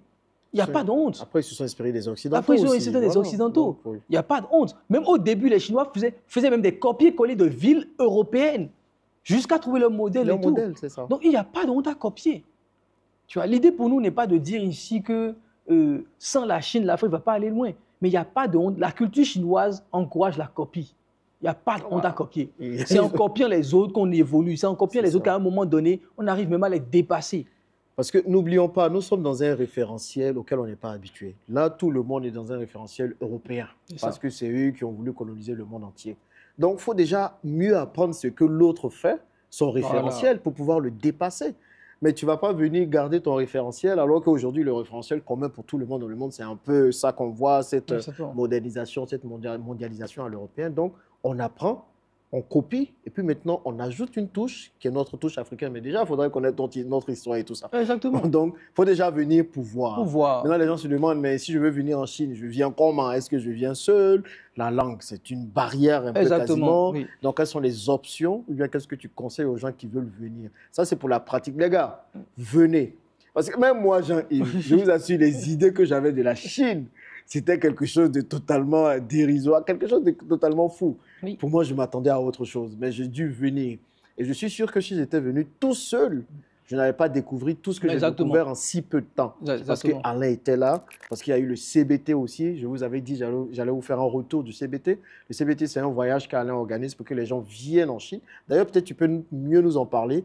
Qu'est-ce que quelqu'un gagne à venir, par exemple, au CBT, à découvrir la Chine avec ce programme que tu as mis en place avec Augustin? Ce qu'on a mis en place avec Augustin sur le China Business Trip, ce n'est pas juste un voyage touristique. Ce n'est pas un voyage touristique, c'est un voyage business. Et aussi, on l'a mis en place parce que les gens peuvent venir en Chine par eux-mêmes. Franchement, la diaspora, vous n'avez même pas besoin de visa en plus. France, en fait, l'Europe n'a pas besoin de visa. Les Américains, donc le frais des États-Unis, du Canada, c'est en 2-3 jours, vous avez votre visa de UK, etc. C'est facile de venir en Chine. Maintenant, venir en Chine aussi, c'est un pays qui a son écosystème totalement différent. D'accord, totalement différent, qui fait que tu peux venir en Chine et ne pas voir grand-chose. Et surtout, beaucoup d'Africains ont une certaine construction de la Chine. Donc, ils vont venir avec cette construction tout le temps et vont voir que le négatif partout. Exact. Beaucoup sont ici en Chine. Je l'ai dit, c'est même grâce à nos vidéos. J'ai rencontré beaucoup de personnes qui étaient en Chine, qui vivaient en Chine. Et c'est avec les vidéos qu'on a commencé à faire qu'ils se sont rendus compte que, mais attends, je suis ici, je n'ai même pas vu ça. Parce que les Africains, souvent aussi, sont très négatifs. Exact. Tu vois, moi, j'ai des gens qui ont dit, ah, mais les Chinois sont sales, hein. Je vois comment le marché est sale. Je dis, mon frère, tu as vu nos marchés au pays, pourquoi tu veux forcément comparer par rapport à l'Europe? C'est ça. Non, il y a un autre contexte ici. Tu vois, il ne faut pas tout le temps voir le négatif. Toi, tu n'as pas vu tout ça, tout ce que tu as dit. C'est que le Chinois crachait par terre. Mon gars, on s'en fout.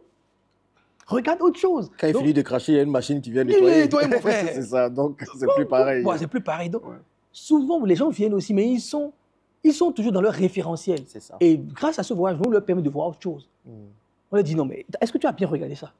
Est-ce que tu as vu ce vendeur ambulant, sa moto? Est-ce que tu as vu que sa petite machine qui coûte $150 est dessus? Est-ce que tu ne vois pas qu'on peut faire ça aussi en Afrique?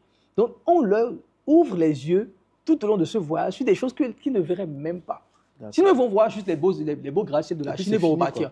Mais nous, on s'en fout. Moi, je ne suis pas là pour les beaux gratte-ciels de la Chine. Parce que c'est bon, à un moment donné, il faut les jeux de lumière, mais à un moment donné, mais c'est pas ça qui me rapporte de l'argent. Qu'est-ce que je gagne avec ça? Donc, c'est extrêmement important. Et surtout, nous, on fait un voyage, mais où on explore tout ce qu'il y a comme business. Que ce soit dans les marchés, on va partir dans les marchés, que ce soit dans les usines, l'accueil des usines, les conférences que nous faisons avec ces usines-là. Tu vois, les conférences qu'on fait même, où les usines viennent ici, les masterclass business, donc il y a beaucoup de choses qui se passent dans ce voyage qui bénéficient à tout le monde, même le réseau. Il y a des gens qui trouvent le partenaire business ici. Ils se disent que moi je suis dans tel domaine, moi aussi j'ai envie de faire tel domaine, et ça crée des synergies entre la diaspora et l'Afrique, etc. Donc c'est tout ça qu'on amène dans ce voyage. Ce n'est pas juste un voyage où on va venir découvrir les beaux yeux de la Chine, etc. C'est un voyage business, on passe dans les usines, on part dans les marchés, on a des conférences qu'on organise, on a un réseau qui se crée, on a de l'aide pour le business, pour la création d'une entreprise, beaucoup de choses que nous faisons pour accompagner les clients africains à ce qu'ils comprennent la Chine et fassent du business avec la Chine pour leur projet en Afrique. C'est ça. C'est important. Pour leur projet en Afrique.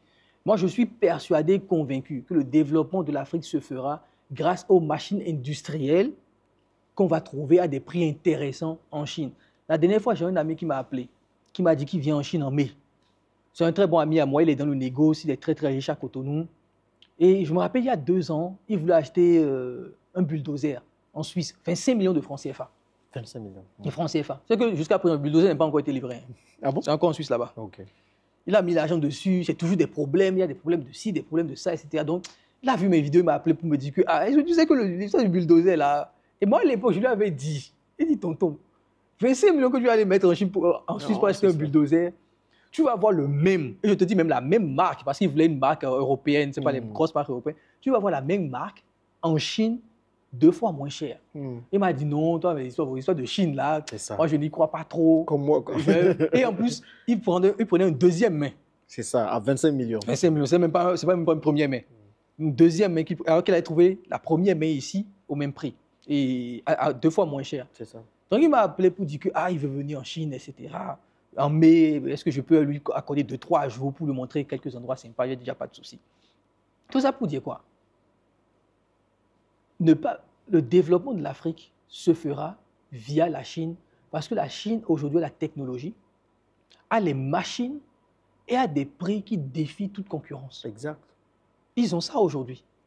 L'idée n'est pas pour nous, parce que beaucoup de gens m'attaquent en disant que non, l'Afrique va se développer tout seul, vous vendez trop la Chine. Je dis, mais ce n'est pas une question de vendre la Chine. Moi, je m'en fous. À la fin de la journée, je dis même que je m'en fous. La fin de la journée. Mais est-ce que tu es prêt à aller acheter quelque chose 2 fois plus? C'est comment on dit, le 101 du business, quoi. C'est le principe de base du business, c'est d'acheter moins cher quelque part, de vendre plus cher quelque part. Est-ce que j'ai besoin même de justifier ça? Pourquoi tu veux aller acheter en France? Et deuxième chose aussi, beaucoup de gens nous disent, oui, mais pourquoi vous ne faites pas la promotion des artisans africains? Oui, je veux faire la promotion des artisans africains, mais l'artisan africain travaille trop pour rien. C'est ça.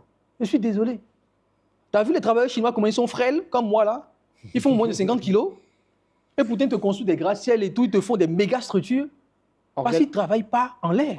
En réalité, on peut faire la promotion des artisans africains, mais il faut qu'ils développent un peu plus, qu'ils augmentent leur niveau de qualité. Le niveau de qualité. Et ça se fera avec les machines chinoises. Les machines chinoises. Et là, maintenant, ça restera toujours le même travail, le même art africain. Et moi, je vois aujourd'hui, j'en ai rencontré même ici, des très bons menuisiers ébénistes du Bénin.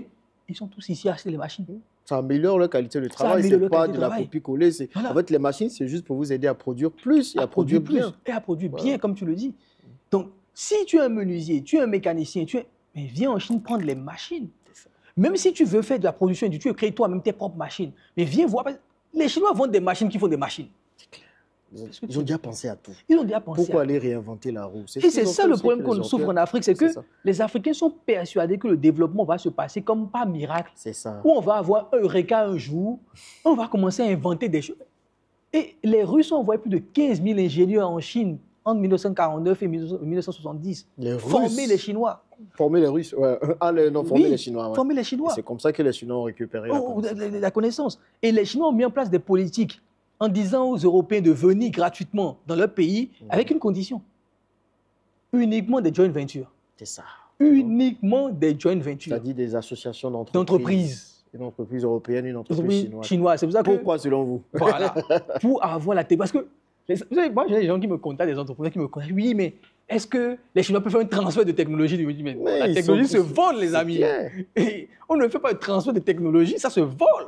La technologie se prend via des partenariats. C'est ça. Mais quelle entreprise? Toi, tu peux venir débarquer et dire, je te donne ma technologie. Avec, tu as fait des centaines de brevets. Non, la technologie se prend avec des partenariats. C'est ça. Et c'est petit à petit, tu dis, ah bon, maintenant qu'on a ce partenariat, est-ce qu'on ne peut pas faire une ligne de production en Chine? Et les Nigérians ont compris ça depuis 20 ans. C'est ça. Presque toutes les usines qu'on a visitées, ils te disent quoi? Quand on dit, are you in Africa? Yes, South Africa, Nigeria. Ouais. Ils sont devant. Tous les produits qu'on disait made in Nigeria qui se déversaient sur l'Afrique de l'Ouest, mais c'est des entrepreneurs qui avaient compris depuis 20 ans, qui étaient venus chercher les machines ici et produire ces trucs-là au Nigeria. Les sacs Dangote, que nous on appelle sacs Dangote, où on met les trucs dedans, on l'achète au marché.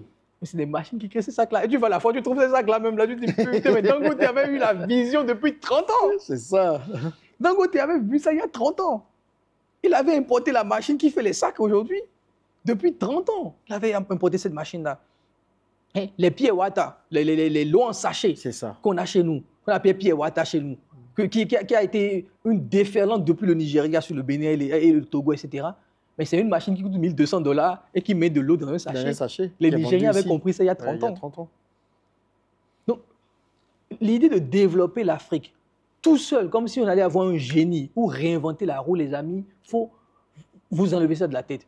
Maintenant, il faut être aussi stratégique. L'idée n'est pas aussi de dire ici de ne pas travailler avec la France. Non. Avec les Chinois, les premiers partenaires des Chinois, c'est les Européens et les Américains. Les Chinois rachètent des entreprises françaises, européennes, il faut le dire. Donc, il y a Geely, par exemple, qui a racheté MG, Volvo, tous ces trucs-là. etc. Donc, ouais. Donc, c'est stratégique tout ça. Vous devez être stratégique. Nos États aussi, lorsqu'ils appellent les investisseurs, il ne faut pas appeler les gens juste bêtes. En fait, on les appelle tout dans une situation de commander. Oui, s'il vous plaît, on est dans la merde. Mais qu'est-ce que nos pays vont leur apporter? Aller dans une stratégie gagnante. Qu'est-ce que nos pays peuvent leur donner? Quelles sont les assurances? Les Chinois ont dit oui, vous venez, pas d'impôts, pas de ci, mais vous recrutez des travailleurs. Vous les formez. C'est tout. Vous leur donnez la compétence. Et en plus, vous êtes en partenariat avec une entreprise chinoise qui va vous suivre à 50-50. On reste là.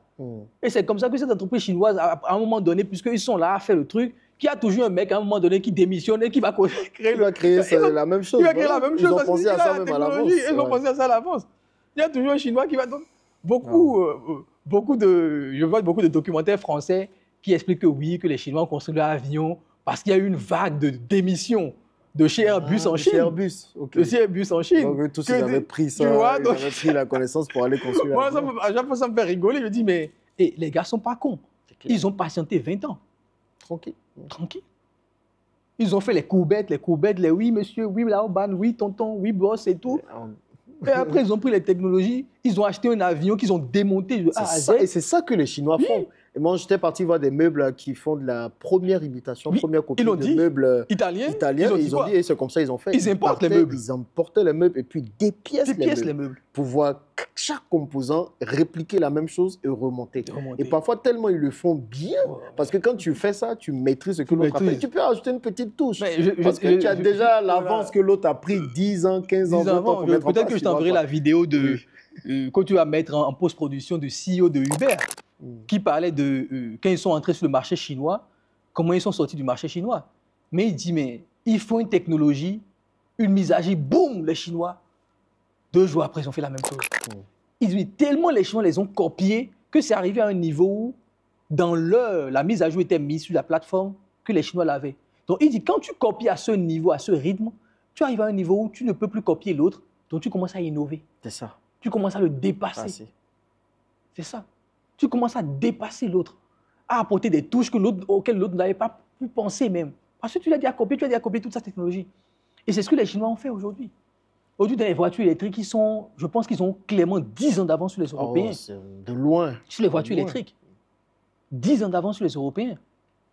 Donc, c'est comme ça, en fait, je pense, que l'Africain aussi doit réfléchir. Parce que, et le problème, c'est notre éducation. On nous a appris que tricher, c'était mauvais. C'est ça. On te frappe. On te frappe parce que tu as triché. Parce que tu as triché. Parce que tu as regardé chez le voisin. On te frappe. Pas ça. Tu vois? Non, la copie, en Chine, c'est comme ça que l'art évolue. L'art a évolué en copiant l'autre et en améliorant, en jetant sa touche personnelle. Tu vois? À l'époque, il ne faut pas oublier, même en Europe, il y avait les copistes. C'était même un métier de copier les autres. Ouais. C'est même un métier. Tu vois? Donc, il ne faut pas qu'aujourd'hui, on se détourne de tout ça. Il faut qu'on regarde nos intérêts. Qu'est-ce qu'on gagne? Qu'est-ce qu'on gagne? Et qu'on puisse faire des partenariats stratégiques avec n'importe qui. Ça peut être, l'idée n'est pas pour nous ici de critiquer la France ou de dire non, mais je pense qu'à un moment donné, il faut trouver le meilleur partenaire qui a la même histoire, qui n'a pas même une histoire douloureuse avec toi, qui ne te regarde pas de haut. C'est ça aussi.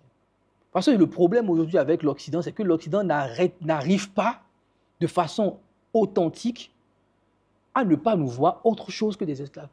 Ils n'arrivent pas. J'ai l'impression qu'ils n'y arrivent pas. Bah, aussi, dans leur éducation, on a dit que les Africains étaient des esclaves, voilà. on a colonisé les Africains, donc on peut difficilement être leur semblable. Leur semblable. Franchement, j'ai vraiment vu que ces gars n'y arrivent pas. Ils n'y arrivent pas, alors qu'ici, les Chinois, mais... Ils n'ont aucun passif avec nous. Rapidement, je vous dis, hier, je suis allé me faire masser. J'ai fait un peu de pédicure, ils m'ont fait le massage des pieds. Moi, je m'attendais à ce que le gars se dise, mais c'est un Africain. C'est quoi ce pied-là? C'est quoi ce pied? Mon gars, il va te brosser le pied, mon gars. Il va te brosser le pied. Il mettait ici, il mettait là. Moi, mais j'étais gêné pour lui. Mais en réalité, c'est pour te dire, ils n'ont pas cette condescendance qu'ont les Européens et tout ça. Donc ça, c'est important. Ils n'ont pas le temps pour ça. En fait, ils n'ont pas le temps pour ça. Vous connaissez Alain. Si je ne l'arrête pas, cette vidéo a fait 3 heures. Okay? Mais en tout cas, moi, mon retour du CBT, je peux dire, en fait, moi, je suis content d'être venu dans ce cadre parce que, en fait, je suis venu, toutes les entreprises, toutes les usines avaient été présélectionnées, vraiment, puisqu'on discute avant de savoir qu'est-ce que vous venez chercher, qu'est-ce que vous venez faire. Donc, j'ai juste suivi ce que Alain a mis en place avec son équipe, Alain Augustin. Donc, pour moi, en fait, si vous voulez venir en Chine dans un cadre bien maîtrisé, je vous invite vraiment à faire le CBT. Je ne suis pas payé pour ça, mais comprenez que c'est ce qui va vous permettre de mieux découvrir la Chine. En 10 jours, j'ai connu beaucoup plus sur la Chine que certains qui viennent faire 1 mois ici. Parce que tout est prêt, tout est prédéfini, tout est calé.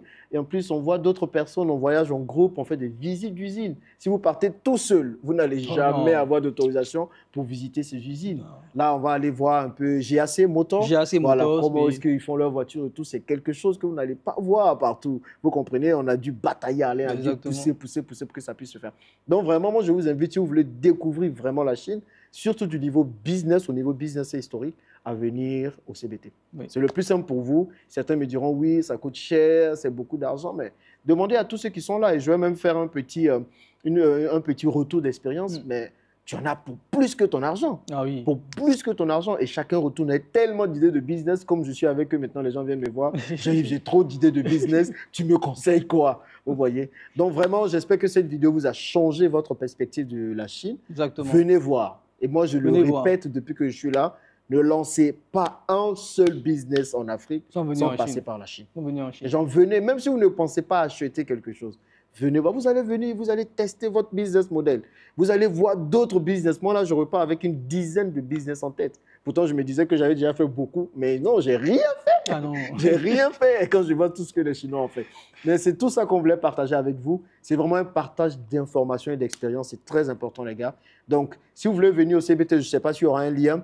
Là, on a fini pour cette session. La prochaine session, ce sera en octobre à la foire des cantons. Donc, on mettra le lien, préinscrivez-vous. Peut-être que je vais voir avec Alain. On peut mettre même une petite liste de fournisseurs pour ceux qui s'intéressent. Mais en tout cas, il y aura un lien dans la description de la vidéo, dans le premier commentaire. Les amis, faites tout pour être là. Faites tout. Pour moi, c'est quand même une obligation de venir.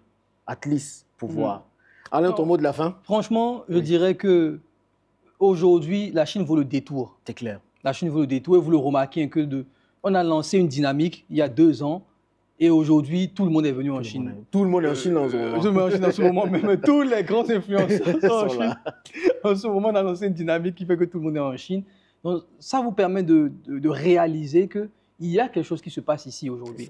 Et vous devez venir saisir votre part du gâteau chinois. Parce que ça va vous aider à développer vos activités. Donc, effectivement, comme l'a dit Jean-Yves, on a un voyage qu'on organise. La prochaine session, c'est en octobre 2025. D'accord, c'est un voyage de 2 à 3 semaines. On va s'occuper de vous de A à Z.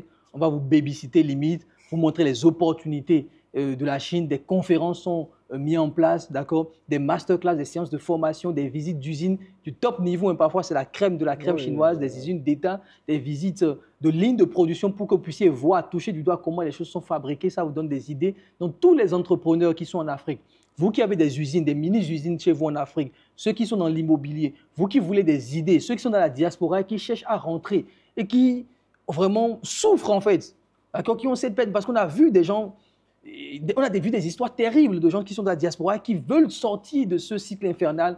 La Chine, selon moi, est la solution pour lancer votre activité et vous permettre de quitter l'Europe et d'arrêter de subir des insultes, vraiment des pressions inutiles qui vous mènent parfois à la dépression. Donc, ce voyage-là va être vraiment un changement de cap pour vous, un changement de vie. Il y aura un avant et un après Chine.